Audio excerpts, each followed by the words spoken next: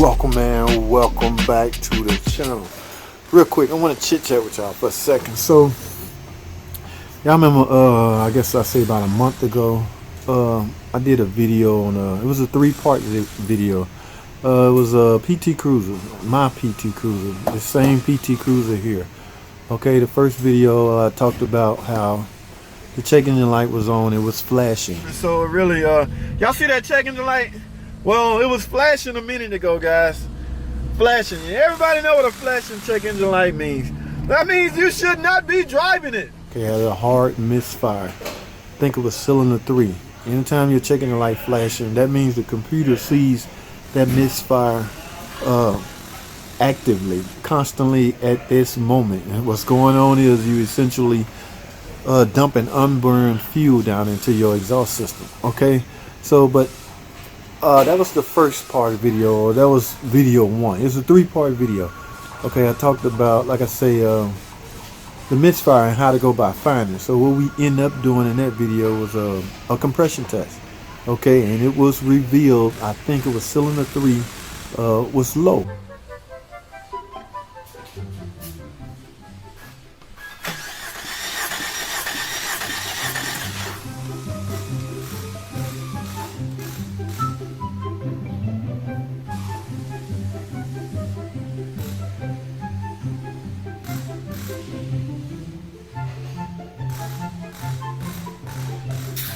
Okay, so that is the reason why it was misfiring, causing the check engine light to flash. The secondary ignition was good. Everything was fine as far as spark plugs, coil, spark plug wires, all of that. All of that was fine. So we ended up, I came to the conclusion, because of the low compression and the low leak down test, I can't remember if I did a leak down test, but according to, well, as a result of finding that, it was determined that I had to remove the cylinder head. Okay, so that was a video 2. I'm gonna link it up here. All right, so I got the cylinder head off, and I had predicted what I was gonna find.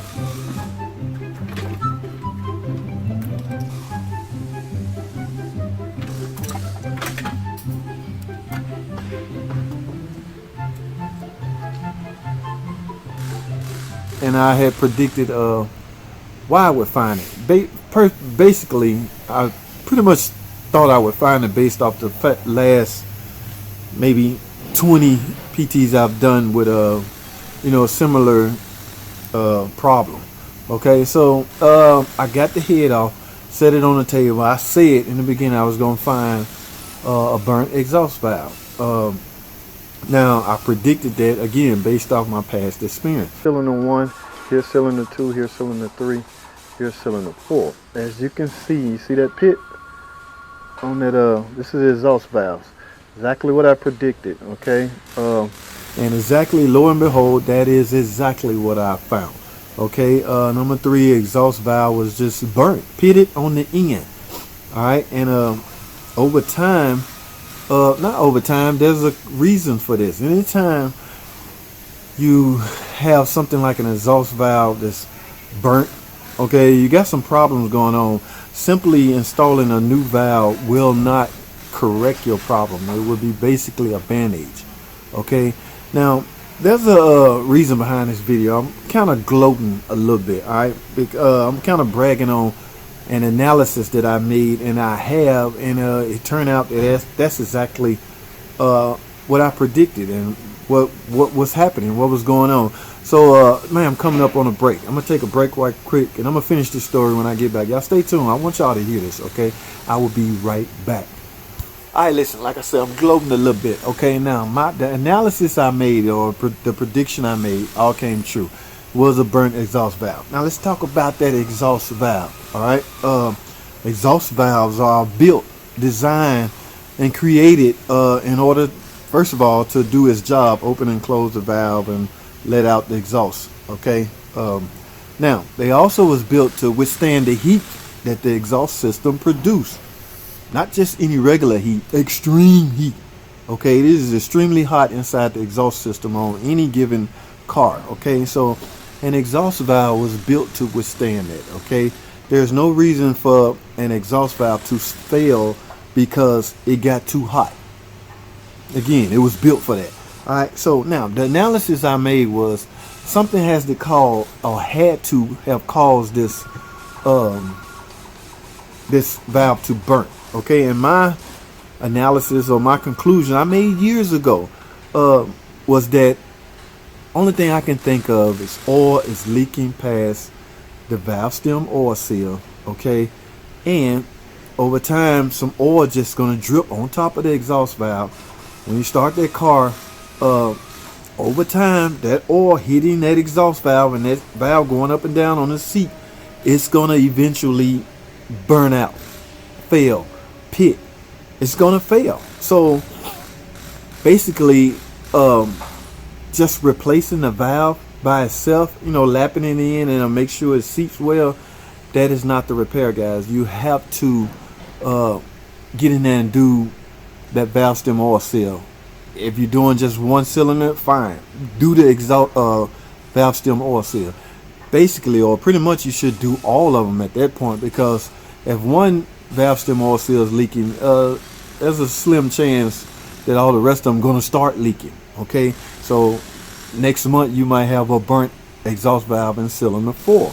That's why you should always do. I did not do it on this one. I was pressed for time, and I don't plan on keeping the car much longer. Okay, I have to sell it. But my point is, if you run into that, just simple, man. Make sure you replace all the valve stem oil seals. Okay, so I'm pretty much, and the reason I'm saying, or reason I'm finally coming to the conclusion that I may have been right, is because I checked the oil on this car. All right. I haven't seen this car in a good 2 months. My daughter drive it, and she live away now.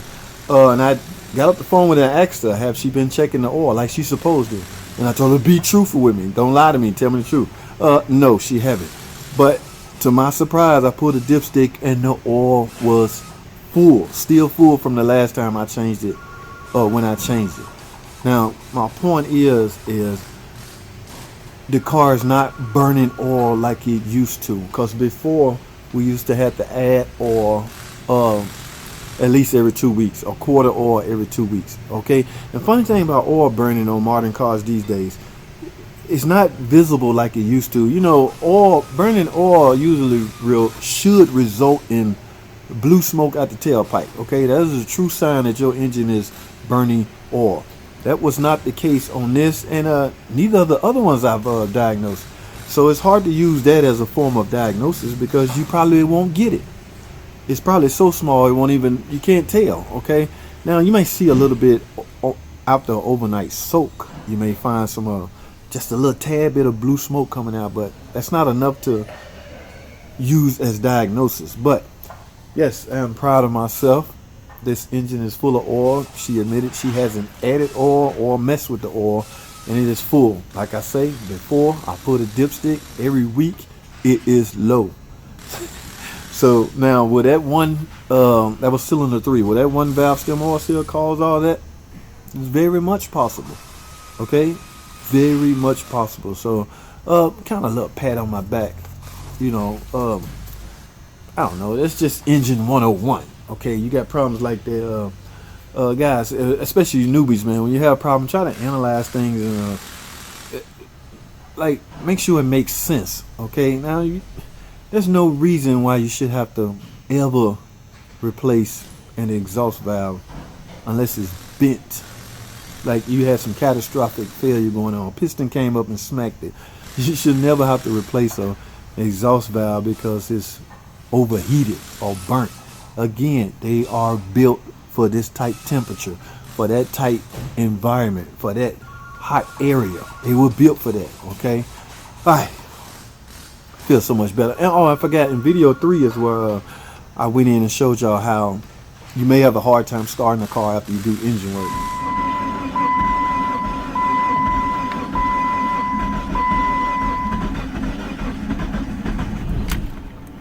Now that's basically because all the hydraulic lifters have collapsed. So do not panic. That was video 3. I'm gonna make sure I put that up here also. Alright, now the real reason why this car here, let me tell y'all something. Let me go to another break right quick. I'm gonna tell y'all the real reason why this is in, and I'm about to find out why this is the problem. Okay, stay tuned. Don't go anywhere. I will be right back.